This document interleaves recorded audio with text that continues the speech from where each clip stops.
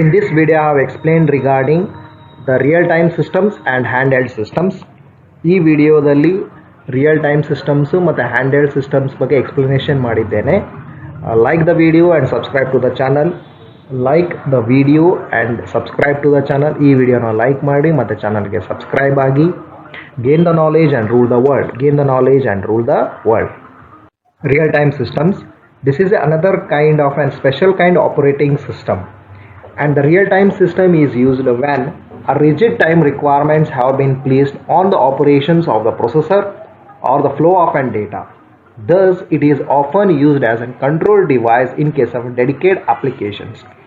Here in case of an sensors, here it will be bringing a data to the computer. The computer must analyze the data and possibly adjust controls to modify the sensor inputs. For example, you might be seen the fire extinguishers which will be used in the public places, right? So those are the sensor detecting. When a fire catches, so it will be detecting and it will take the possible actions.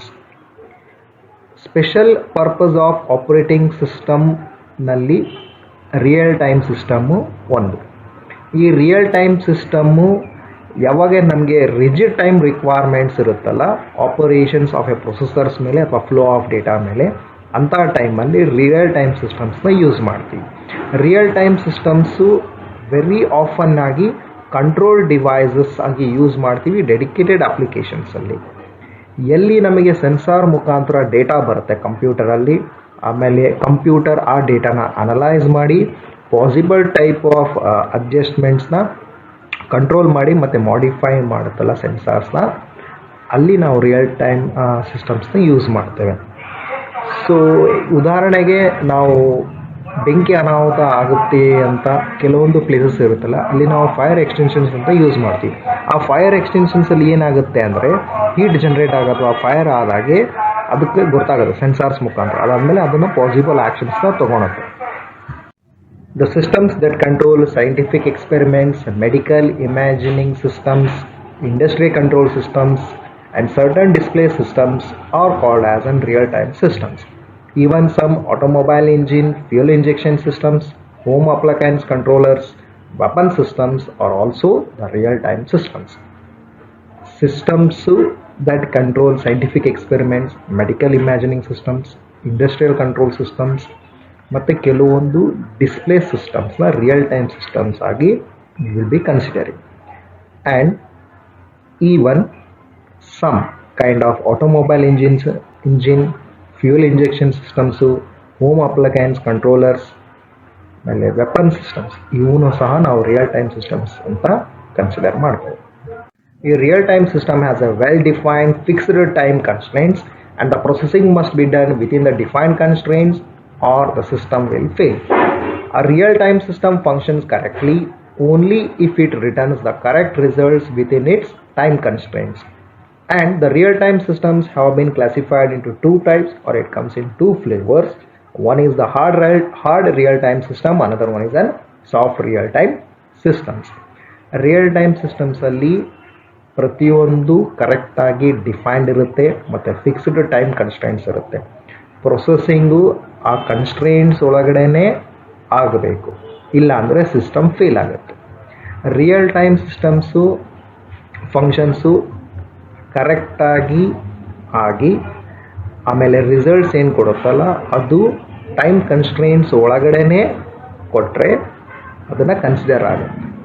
Real time ಸಿಸ್ಟಮ್ಸ್ನ ಅದರೊಳಗೆ ಎರಡು types of systems ಇದಾವೆ ಮತ್ತು ಕ್ಲಾಸಿಫಿಕೇಷನ್ಸು ಅಥವಾ ಎರಡು flavours ಅಂತ ಕರಿತೀವಿ. ಒಂದು hard real time system, ಇನ್ನೊಂದು soft real time systems. Real time systems ಕರೆಕ್ಟಾಗಿ ಫಂಕ್ಷನ್ಸ್ ಮಾಡುತ್ತೆ ಯಾವಾಗ ಅಂದರೆ ಅದು ಕರೆಕ್ಟಾಗಿ ಆನ್ಸರ್ನ ಕೊಡುತ್ತೆ ವಿತಿನ್ ಟೈಮ್ ಕನ್ಸ್ಟ್ರೆಂಟ್ಸ್, ಅಂದರೆ ಟೈಮ್ ಲಿಮಿಟ್ ಒಳಗಡೆ ಕರೆಕ್ಟಾಗಿ ಆನ್ಸರ್ಸ್ ಕೊಟ್ಟರೆ ಅವಾಗೇ ನಾವು ರಿಯಲ್ ಟೈಮ್ ಸಿಸ್ಟಮ್ ಕರೆಕ್ಟಾಗಿ ಫಂಕ್ಷನ್ಸ್ ಮಾಡ್ತಾ ಇದೆ ಅಂತ ಹೇಳ್ತೀವಿ. The hard real-time system guarantees that the critical tasks be completed on time, and here it requires that the goals, whatever is there for the purpose of a completion of a task, and it will be considering all delays in the system be bounded. That is, the time when it has been started with the execution, with the storage of retrieval data, taking the operating system, and to finish the request. And the time it has been started to the completion of a task, everything will be considered, and the whole time should be within the constraint, and all these to be considered as an one bond. And such time constraints dedicate the facilities that are available in the hard real-time systems. And the storage devices which we will be using, especially the secondary storage devices of any sort, is usually limited and will be missing. Even the data which is being stored in a short-term memory, that is in case of a read-only memory, that is a RAM, is located on a non-volatile storage devices, and that will be retaining the contents even in the case of electrical outrages. And the most other types of memory devices are volatile, means the data will be vanished, whereas which has been stored in ROM, then it will be a non-volatile storage. The data will be present even if the power goes off.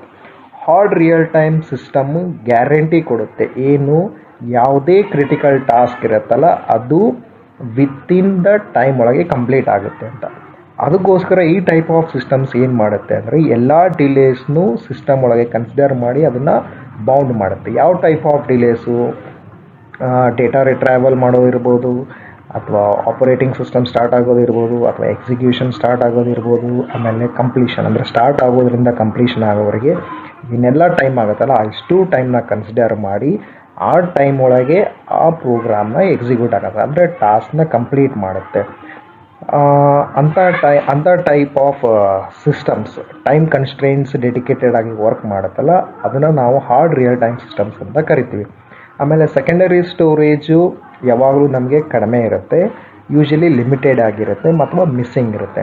ಅದಕ್ಕೋಸ್ಕರ ನಾವು ಡೇಟಾನ ನಾವೇನು store ಮಾಡಿರ್ತೀವಲ್ಲ short term memory ಅಥವಾ ರ್ಯಾಮಲ್ಲಿ, ಅದು non volatile storage media. ಅದು ಬಿಟ್ಟು ಬೇರೆ ಯಾವುದಾದ್ರೂ ಟೈಪ್ಸ್ ಆಫ್ ಮೆಮೊರಿಯಲ್ಲಿ ನಾವು ಸ್ಟೋರ್ ಮಾಡಿದ್ರೆ ಅದು ವೊಲಟೈಲ್ ಕೈಂಡ್ ಆಫ್ ಡೇಟಾ ಇರುತ್ತೆ, ಅಂದರೆ ಅಲ್ಲಿರುವಂಥ ಡೇಟಾ ಲಾಸ್ ಆಗುತ್ತೆ. ಅದರ ರಾಮಲ್ಲಿರುವಂಥ ಡೇಟಾಸು ಲಾಸ್ ಆಗಲ್ಲ. Even in case of electrical outage, ಅಂದರೆ ಏನಾದರೂ ಪ್ರಾಬ್ಲಮ್ಸ್ ಅಥವಾ ಫೇಲ್ಯೂರ್ಸ್ ಆಗಿ ಎಲೆಕ್ಟ್ರಿಕಲಿಂದ ಫೇಲ್ಯೂರ್ಸ್ ಆದರೂ ಸಹ ಡೇಟಾ ಅದರಲ್ಲಿ ಅವೈಲೇಬಲ್ ಇರುತ್ತೆ. ಹಾರ್ಡ್ ರಿಯಲ್ ಟೈಮ್ ಸಿಸ್ಟಮ್ ಅಂದರೆ ಏನು? ದ ಟಾಸ್ಕ್ ಏನಿರುತ್ತಲ್ಲ ಅದು ಕಂಪ್ಲೀಟ್ ಆಗುತ್ತೆ, ಕ್ರಿಟಿಕಲ್ ಟಾಸ್ಕ್ ಕಂಪ್ಲೀಟ್ ಆಗುತ್ತೆ ಕೊಟ್ಟಿರುವಂಥ ಟೈಮಲ್ಲಿ. ಅಂಥ ಸಿಸ್ಟಮ್ಸ್ನ ನಾವು ಹಾರ್ಡ್ ರಿಯಲ್ ಟೈಮ್ ಸಿಸ್ಟಮ್ ಅಂತ ಕನ್ಸಿಡರ್ ಮಾಡ್ತೀವಿ. ಆಮೇಲೆ ಟೈಮು ಎಲ್ಲದನ್ನೂ ಕನ್ಸಿಡರ್ ಮಾಡುತ್ತೆ, ಸ್ಟಾರ್ಟಿಂಗಿಂದ ಆಮೇಲೆ ಕಂಪ್ಲೀಷನ್ ಆಫ್ ಟಾಸ್ಕ್ವರೆಗೆ ಏನು ಟೈಮ್ ಇರುತ್ತಲ್ಲ, ಏನೆಲ್ಲ ವರ್ಕು ಮಾಡುತ್ತಲ್ಲ ಅದಿಷ್ಟು ಎಲ್ಲ ಟೈಮು ಕನ್ಸಿಡರ್ ಮಾಡಿ the whole time operation complete ಆಗೋವರೆಗೆ ಕನ್ಸಿಡರ್ ಮಾಡುತ್ತೆ. In case of a real-time system, a less restrictive real-time system is a soft real-time system, where the critical real-time task gets priority over the other task, and that priority will be retaining until the task is completed. As in case of a hard real-time system, the operating system kernel delays need to be bounded. A real-time system cannot be kept waiting indefinitely for the kernel to run it. Whereas in case of a soft real-time system, it is an achievable goal and it will be mixed with the other types of a system. The soft real-time systems, however, will be having a more limited utility and hard real-time than compared to the hard real-time systems. The real-time systems, which is a less restrictive type, is a soft real-time system, and these kinds of soft real-time systems will be having the priority, and that priority will be more as compared to the other task, and this priority will be remaining and it will be retained until it completes the task. In case of an hard real-time system, actually the operating system kernel, whatever the delay will be occurred, that is also considered while execution with respect to an time constraints.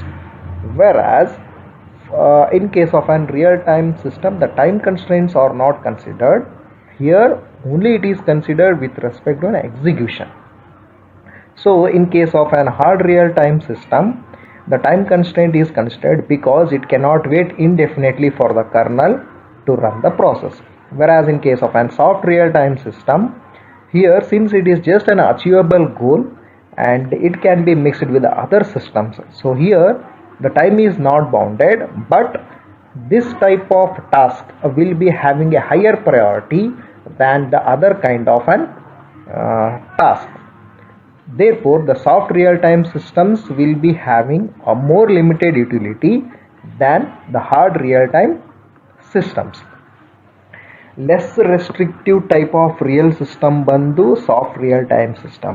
Soft real time systems alli ಏನು task ಇರುತ್ತಲ್ಲ ಆ ಟಾಸ್ಕಿಗೆ priority ಅಂತ ಒಂದು assign ಆಗಿರುತ್ತೆ. ಆ priority ಯಾವಾಗಲೂ ಜಾಸ್ತಿ ಇರುತ್ತೆ ಬೇರೆ ಟಾಸ್ಕಿಗೆ ಕಂಪೇರ್ ಮಾಡಿದರೆ. ಆಮೇಲೆ ಈ ಪ್ರಯಾರಿಟಿ ಆ ಟಾಸ್ಕ್ ಕಂಪ್ಲೀಟ್ ಆಗೋವರೆಗೂ ಸೇಮೇ ಇರುತ್ತೆ, ಚೇಂಜ್ ಆಗಲ್ಲ. ಅಂದರೆ ಪ್ರಯಾರಿಟಿ ಜಾಸ್ತಿನೇ ಇರುತ್ತೆ. It will be high. ಆಮೇಲೆ ಹಾರ್ಡ್ ರಿಯಲ್ ಟೈಮ್ ಸಿಸ್ಟಮ್ಸ್ ಒಳಗೆ ಆಪ್ರೇಟಿಂಗ್ ಸಿಸ್ಟಮ್ ಕರ್ನಲ್ ಡಿಲೇ ಕೂಡ ಕನ್ಸಿಡರ್ ಆಗಿ ಟೈಮ್ ಕನ್ಸ್ಟ್ರೈನ್ಸ್ ಒಳಗೆ ಎಕ್ಸಿಕ್ಯೂಟ್ ಆಗಬೇಕು. ಅಂದರೆ ಕರ್ನಲ್ಗೋಸ್ಕರ ಇಂಡೆಫಿನೈಟ್ ಆಗಿ ವೇಟ್ ಮಾಡೋದಕ್ಕೆ ಆಗೋದಿಲ್ಲ ಯಾವುದು ಹಾರ್ಡ್ ರಿಯಲ್ ಟೈಮ್ ಸಿಸ್ಟಮಲ್ಲಿ. ಆದರೆ ಸಾಫ್ಟ್ ರಿಯಲ್ ಟೈಮ್ ಸಿಸ್ಟಮಲ್ಲಿ ಅಚೀವಬಲ್ ಗೋಲ್ ಇರೋದ್ರಿಂದ ಇದು ಬೇರೆ ಟೈಪ್ ಆಫ್ ಟಾಸ್ಕ್ ಜೊತೆಗೆ ಮಿಕ್ಸ್ ಆಗುತ್ತೆ. ಆಮೇಲೆ ಇಲ್ಲಿ ಜಸ್ಟ್ ನಮ್ಮದು ಮೇನ್ ಇಂಟೆನ್ಷನ್ ಏನು, ಆ ಪರ್ಟಿಕ್ಯುಲರ್ ಟಾಸ್ಕ್ ಕಂಪ್ಲೀಟ್ ಆಗೋದು. ಆದರೆ ವಿತಿನ್ ಟೈಮ್ ಅಲ್ಲ. ಆದರೆ ಹಾರ್ಡ್ ರಿಯಲ್ ಟೈಮ್ ಸಿಸ್ಟಮಲ್ಲಿ ವಿತಿನ್ ಟೈಮ್ ಒಳಗೆ ಆ ಪ್ರಾಸೆಸ್ ಕಂಪ್ಲೀಟ್ ಆಗಬೇಕು. ಅದಕ್ಕೋಸ್ಕರ ಸಾಫ್ಟ್ ರಿಯಲ್ ಟೈಮ್ ಸಿಸ್ಟಮ್ಸ್ ಏನಿದಾವಲ್ಲ ಅವು ಮೋರ್ ಲಿಮಿಟೆಡ್ ಯುಟಿಲಿಟಿ ಇರುತ್ತೆ ಹಾರ್ಡ್ ರಿಯಲ್ ಟೈಮ್ ಸಿಸ್ಟಮ್ಸ್ಗೆ ಕಂಪೇರ್ ಮಾಡಿದರೆ. Handheld system.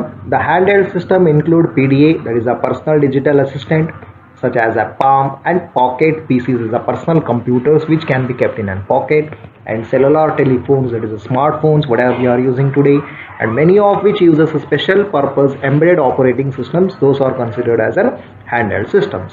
And the developers of an handheld systems as well as the applications faces some many problems or challenges, and most of which are due to the limited size of such devices.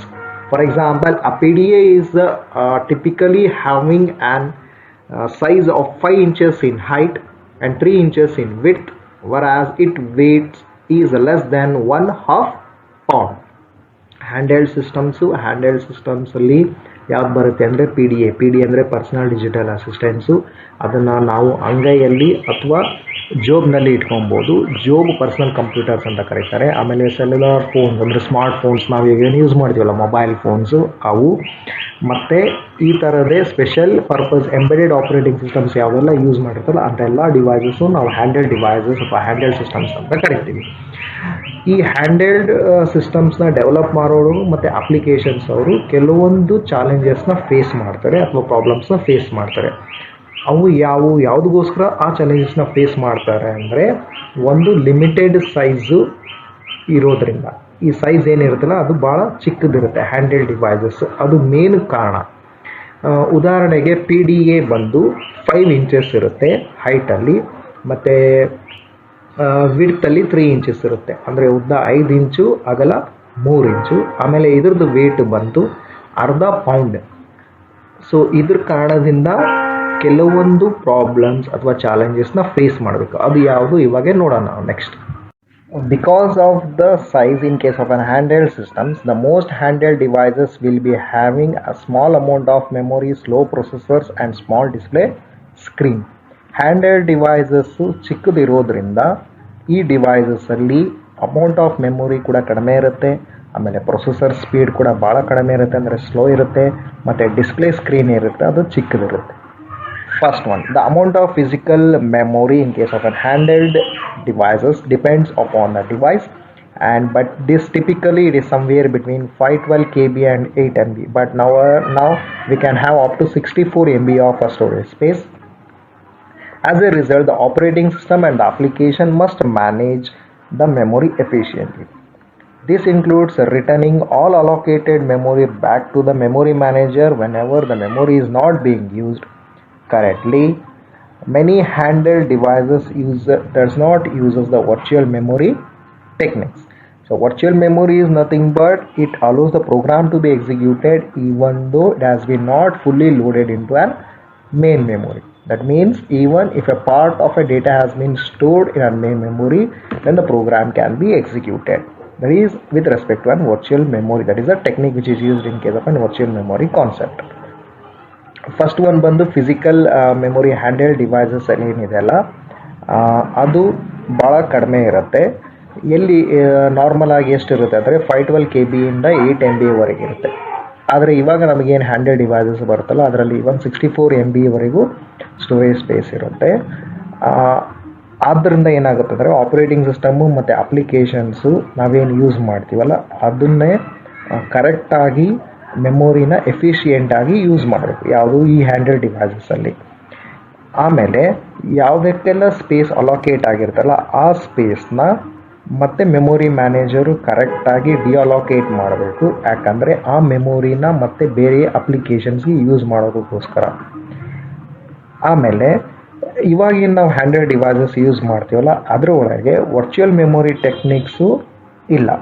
Virtual memory ಅಂದ್ರೇನು, ಪೂರ್ತಿ programme main ಮೆಮೊರಿಯಲ್ಲಿ ಇಲ್ಲ ಅಂದರೂ ಸಹ ಪ್ರೋಗ್ರಾಮ್ನ execute ಮಾಡ್ಬೋದು. ಅಂದರೆ ಬೇಕಾಗಿರೋ data ಮತ್ತು instructions ಒಂದು ಪ್ರೋಗ್ರಾಮಿಂದು ಅದರೊಳಗೆ ಸ್ವಲ್ಪ ಮಾತ್ರ ಮೆಮೊರಿಯಲ್ಲಿ ಇದ್ದರೂ ಕೂಡ ಎಕ್ಸಿಕ್ಯೂಟ್ ಮಾಡ್ಬೋದು. ಅದು ಯಾವುದು ವರ್ಚುವಲ್ ಮೆಮೊರಿ. ಆದರೆ ಆ ರೀತಿಯಾದ ಟೆಕ್ನಿಕ್ಕು ಹ್ಯಾಂಡೆಲ್ ಡಿವೈಸಸ್ಸಲ್ಲಿ ಇಲ್ಲ.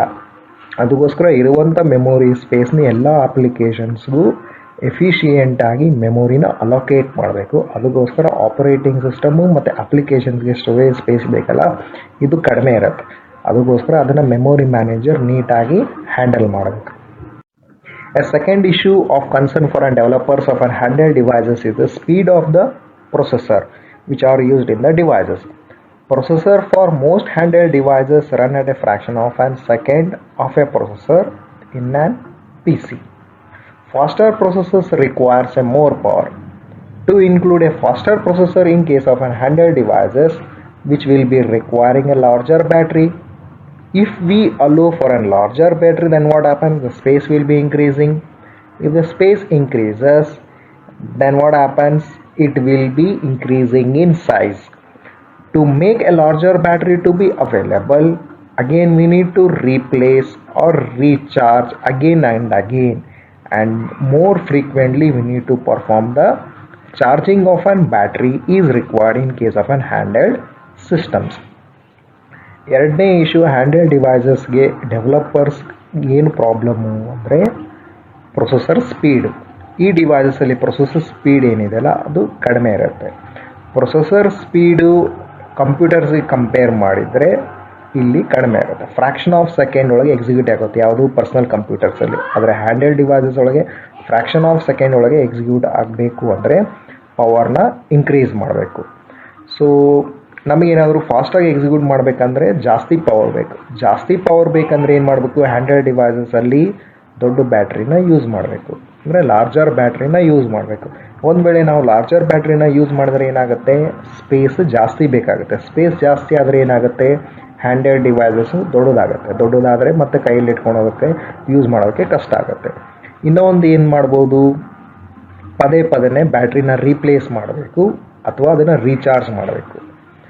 ಸೊ ಪದೇ ರೀಚಾರ್ಜ್ ಮಾಡೋದು ಮತ್ತು ರೀಪ್ಲೇಸ್ ಮಾಡೋದು ಇದು ಕೂಡ ಪ್ರಾಬ್ಲಮ್ಮೆ. ಅದಕ್ಕೋಸ್ಕರ ಇದು ಒಂದು ಇಶ್ಯೂ, ಯಾವುದು ಪ್ರೊಸೆಸರ್ ಸ್ಪೀಡು ಕಡಿಮೆ ಇರುತ್ತೆ ಯಾವುದಕ್ಕೆ, ಪರ್ಸನಲ್ ಕಂಪ್ಯೂಟರ್ಸ್ಗೆ ಕಂಪೇರ್ ಮಾಡಿದರೆ. So here to include a faster processor in case of handheld devices we require a larger battery. If we use a larger battery, then what happens, it will take up the more space. The space will increase and the device will also increase automatically, which we cannot keep in our hand. Another one solution for this problem might be the battery to be replaced or recharged more frequently.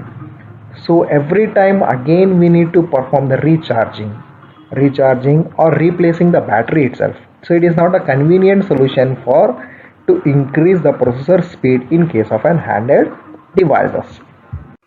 Most handheld devices uses a smaller, slower processors that consumes a less power. Therefore, the operating system and the applications must be designed not to tax the processor. That means they should not make the processor to be worked. Or processor should be allowed to have a more and more work. So it has to increase the power.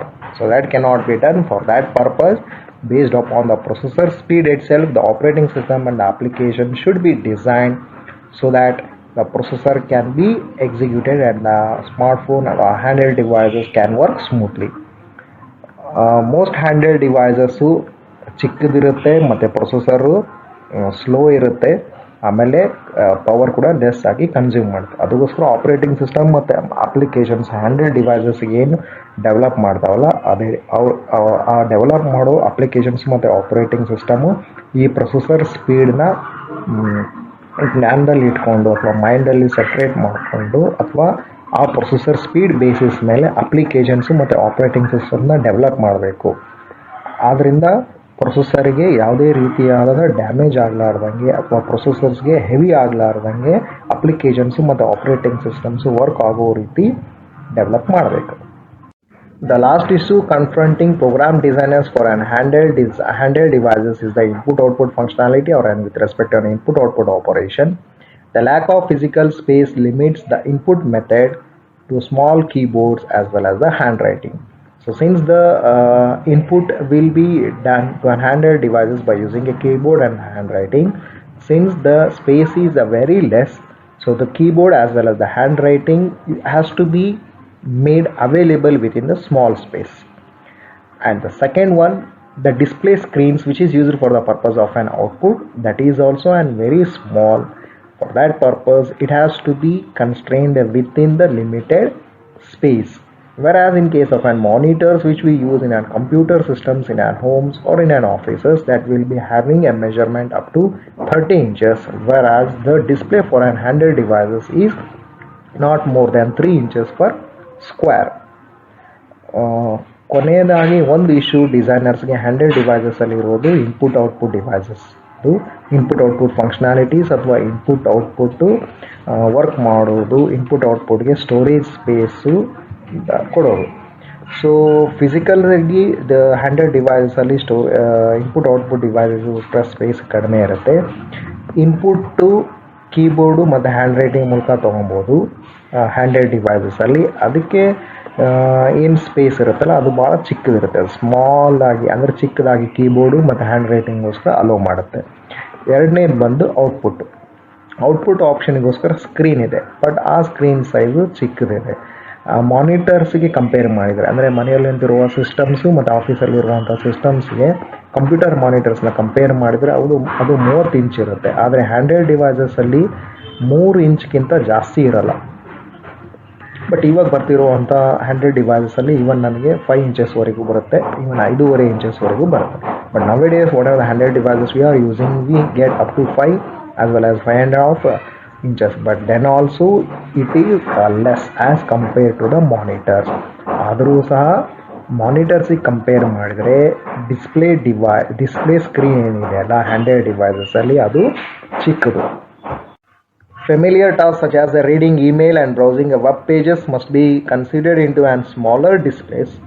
One approach for displaying the content into an web pages is an web clipping, where web clipping is a type of an opportunity which has been allowed in an handheld devices, where only a subset of web page is delivered and displayed on the handheld devices, and the next subset you can get it by just moving over the web page.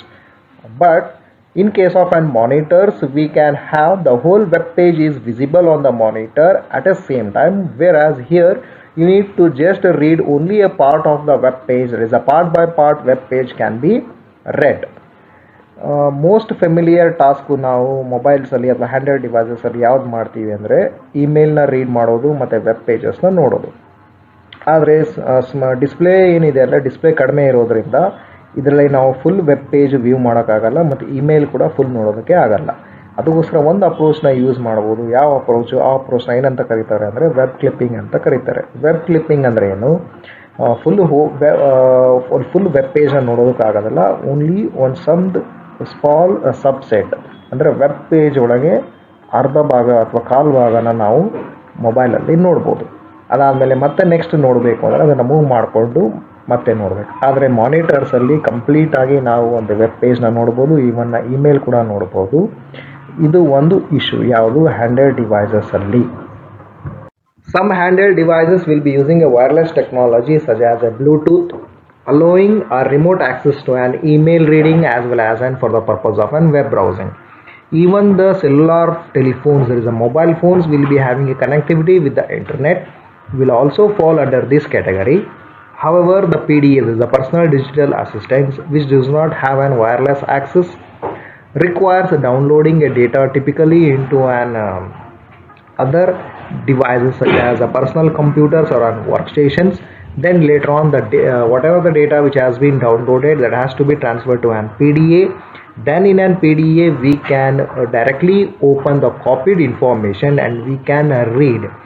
Where the internet access is not available, in those cases we need to download in a personal computer or on workstations, and then you need to transfer those data into a handheld devices for the purpose of using, or for the purpose of reading the email, as well as for the purpose of browsing. ಕೆಲವೊಂದು handle devices ಅಲ್ಲಿ wireless technology use ಮಾಡ್ಬೋದು. Wireless technology ಮುಖಾಂತರ ಅಂದರೆ ಯಾವುದು Bluetooth ಇರುತ್ತೆ ಕೆಲವೊಂದರಲ್ಲಿ, ಅದ್ರ ಮುಖಾಂತರ ನಾವು ಇಮೇಲ್ ನೋಡ್ಬೋದು ಮತ್ತು ವೆಬ್ ಬ್ರೌಸಿಂಗ್ ನಾವು ಮಾಡ್ಬೋದು. ಮೊಬೈಲ್ ಫೋನ್ಸ್ ಅಥವಾ ಸೆಲ್ಯುಲರ್ ಟೆಲಿಫೋನ್ಸ್ ಅಂತ ಏನು ಕರಿತೀವಲ್ಲ, ಅದರೊಳಗೆ ಕೂಡ ಇಂಟರ್ನೆಟ್ ಫೆಸಿಲಿಟಿ ಇರುತ್ತೆ. ಆ ಇಂಟರ್ನೆಟ್ ಫೆಸಿಲಿಟಿ ಕೂಡ ಇದೇ ವೈರ್ಲೆಸ್ ಟೆಕ್ನಾಲಜಿಗೆ ಕೆಟಗರಿ ಒಳಗೆ ಬರುತ್ತೆ. ಆದರೆ ಪರ್ಸನಲ್ ಡಿಜಿಟಲ್ ಅಸಿಸ್ಟೆಂಟ್ಸ್ ಅಂತ ಏನು ಕರಿತೀವಲ್ಲ PDA, ಅದರಲ್ಲಿ ವೈರ್ಲೆಸ್ ಟೆಕ್ನಾಲಜಿ ಆಕ್ಸೆಸ್ ಮಾಡೋದಕ್ಕೆ ಬರಲ್ಲ. ಅದಕ್ಕೋಸ್ಕರ PDA ಒಳಗೆ ನಮಗೆ ಡೇಟಾ ಏನಾದರೂ ಬೇಕು ಅಂದರೆ ಅದನ್ನು ನಾವು ಒಂದು ಪರ್ಸನಲ್ ಕಂಪ್ಯೂಟರ್ ಅಥವಾ ವರ್ಕ್ ಸ್ಟೇಷನ್ಸಲ್ಲಿ ಡೌನ್ಲೋಡ್ ಮಾಡ್ಕೊಬೇಕು. ಡೌನ್ಲೋಡ್ ಆದಮೇಲೆ ಆ ಡೇಟಾನ ನಾವು ಅಥವಾ ಆ ಫೈಲ್ಸ್ನ ನಾವು PDAಗೆ ಟ್ರಾನ್ಸ್ಫರ್ ಮಾಡಬೇಕು. PDAಗೆ ಟ್ರಾನ್ಸ್ಫರ್ ಮಾಡಿದ ಮೇಲೆ ಅವಾಗ ನಾವು ಅಲ್ಲಿ ಅದನ್ನು ನೋಡ್ಬೋದು, ಇಮೇಲ್ನ ನೋಡ್ಬೋದು ಮತ್ತು ವೆಬ್ ಪೇಜ್ನು ನೋಡ್ಬೋದು. ಆದರೆ ಫಸ್ಟು ಬೇರೆ ಡಿವೈಸಸ್ ಅಂದರೆ ಪರ್ಸನಲ್ ಕಂಪ್ಯೂಟರ್ ಅಥವಾ ವರ್ಕ್ ಸ್ಟೇಷನ್ಸಲ್ಲಿ ಡೌನ್ಲೋಡ್ ಮಾಡಿ ಅದರಿಂದ ಫೈಲ್ಸ್ನ PDAಗೆ ಕಳಿಸ್ಬೇಕಾಗತ್ತೆ. Gain the knowledge and rule the world. Like the video and subscribe to the channel.